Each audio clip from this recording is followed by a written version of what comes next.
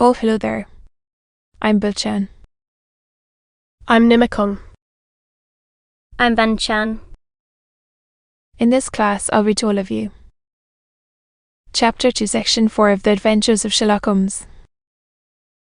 Ass. Ah. The Adventures of Sherlock Holmes. Author Conan Doyle. Chapter 2, Section 4. You forfeit your whole position forever. The will is very clear upon that point. It's only 4 hours a day. And I should not think of leaving, said I. No excuse will avail, said Mr. Duncan-Ross. Neither sickness nor business nor anything else. Though you must is to copy out the Encyclopedia Britannica. There is the first volume of it in that press. You must find your ink, ends, and blotting paper. But we provide this table and chair. Certainly, I answered. Then, goodbye. Mr. James Wilson, with my assistant. Hardly knowing what to say or do, I was so pleased at my own good fortune. Well, I thought over the matter all day, and by evening I was in low spirits again. Or fraud. Though what its object might be, I could not imagine. It seemed altogether past belief that anyone could make such a will. At the Encyclopedia Britannica, Vincent Spaulding did what he could to cheer me up. But by bedtime I had reasoned myself out of the whole thing. However, in the morning I determined to have a look at it anyhow. So I bought a penny bottle of ink, and with a quill pen,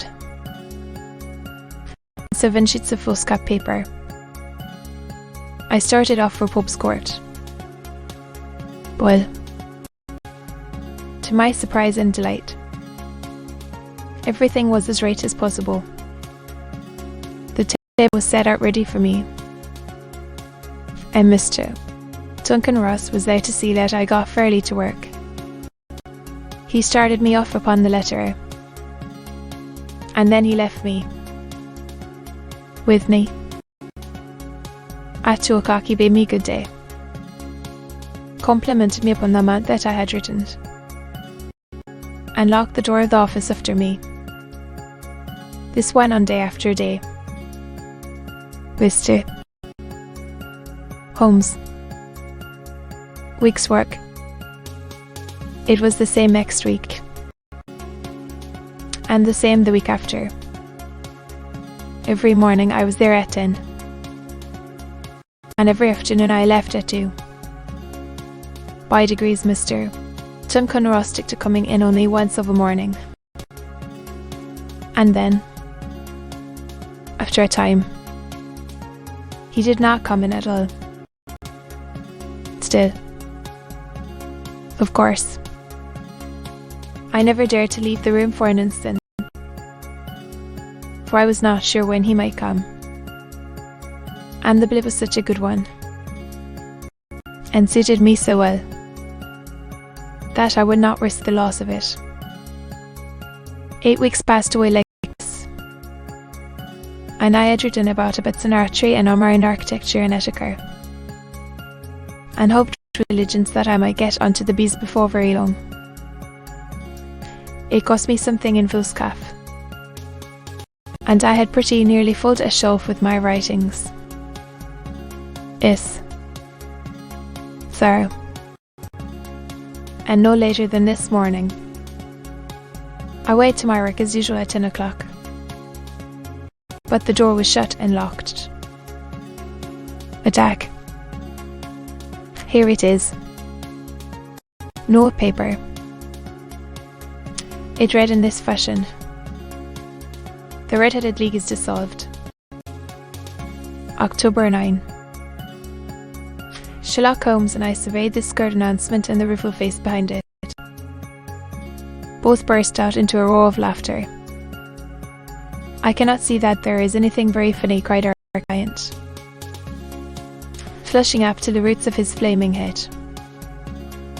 "If you can do nothing better than laugh at me." "No," cried Holmes, shoving him back into the chair from which he had half risen. "I really would miss your case for the world. It is most refreshingly unusual. But there is, if you will excuse my saying so, something just a little funny about it." I was staggered. Sir, I did not know what to do. Then I called at the offices round, but none of them seemed to know anything about it. Finally, I went to the landlord,